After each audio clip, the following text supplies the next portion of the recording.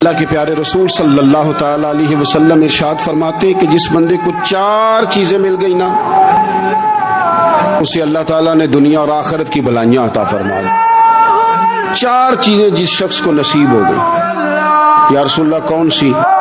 حضور فرماتے ہیں جس کو شکر کرنے والا دل مل گیا، اور کریم محبوب فرماتے ہیں جسے اللہ تعالیٰ کا ذکر کرنے والی زبان مل گئی، اور حضور فرماتے ہیں جسے مصیبت پر صبر کرنے والا بدن مل گیا، اور جسے ایسی بیوی مل گئی جو نہ اس کے مال میں خیانت کرے گی نہ اس کی عزت میں خیانت کرے گی۔ جسے یہ 4 چیزیں مل گئی وہ خوش نصیب ہے، دنیا بھی بن گئی آخرت بھی بن گئی۔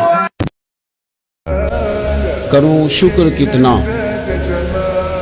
اور فخر کتنا کروں، میں کروں شکر کتنا اور فخر کتنا کروں کہ تیرے کرم نے مجھے فائز المرام کیا اور بنا کے سید عالم کا امتی مجھ کو گناہ سے پہلے ہی بخشش کا انتظام کیا۔ جب تک ماں باپ کا ہاتھ پکڑ کے چلو گے نا، رستے سیدھے رہیں گے، اور جس دن انگلی چھوڑ کے سڑک پہ نکلنا پڑا نا، سر چکرانے لگے گا۔ یاد رکھنا یہ بڑا مشکل کام ہوتا ہے۔